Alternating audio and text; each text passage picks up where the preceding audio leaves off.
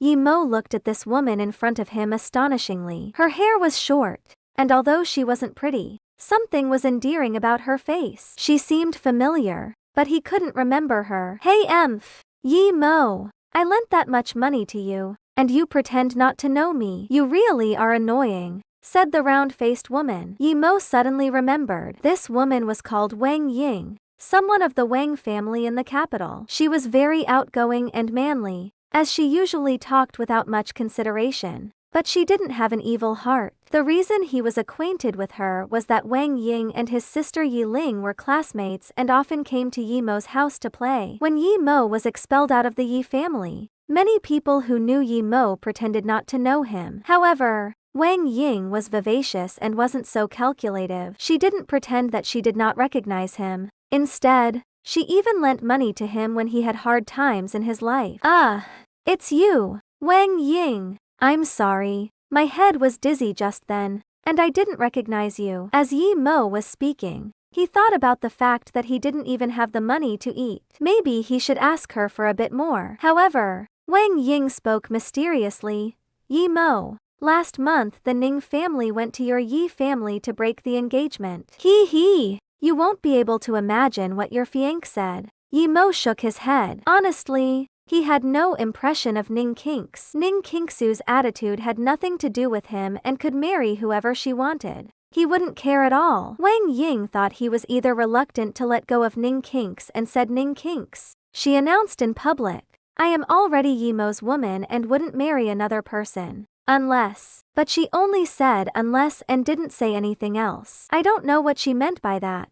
But after her words had got out, it was said that her father was so furious that he locked her up. It is because she said this that people in the entire capital are laughing at her. Although everyone knows that she is using you as an excuse to reject the proposal. Do you know what people are saying about you? They are all saying that since she hadn't tasted a man yet, she doesn't know what natural impotence is. At that point, Wang Ying finally realized that the person she was talking about was right in front of her. Yi Mo didn't mind. As long as he reached the third stage of qi gathering, his blocked meridian would open up itself. As for Ning Qing's, of course, he wouldn't take her words seriously. Although Yi Mo hadn't seen her, with the title of the prettiest woman in the capital, she should be stunning. She probably didn't like Song Shaoan and thus used Yi Mo as a shield. But then, Yi Mo immediately understood. Ning Qing's didn't want to be engaged with anyone right now and therefore said that publicly. It wasn't because she wouldn't marry anyone else besides Yi Mo.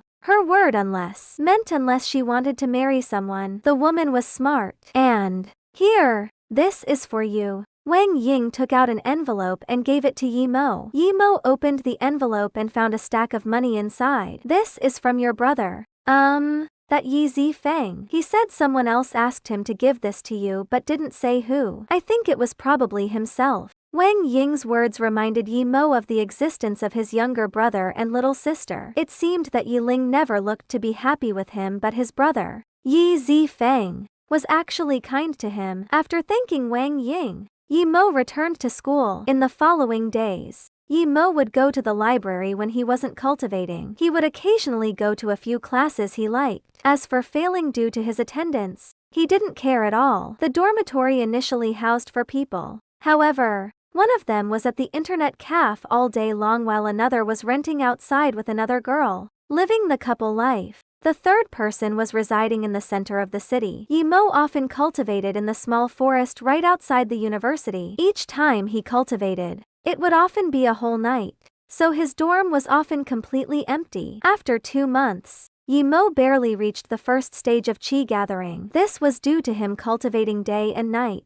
as well as spending the $20,000 Wang Ying brought him on Chinese herbs and soups. Although his cultivation progress wasn't much, he had acquired quite a lot more from the library. Not only did he use 2 months to learn everything from primary school to high school, but he also scanned through all sorts of books about medicine as well as other metaphysical things. During summer holidays, the school library was going under reconstruction, and Yi Mo had nowhere to go. Unfortunately, now, he was in a financial crisis again, and there wasn't much money left on him. He only had about $2,000 or so. If he didn't find a job in the summer holidays and earn money, then even his meals would become an issue. The good thing was that he also knew how to make charms. In the first stage of chi gathering, he couldn't make high-level charms, but he could still make a few low-level spirit-cleansing charms, ghost-repelling charms, protection charms, or even the simple fireball charms, and so forth. He bought some charm paper, weasel's hair,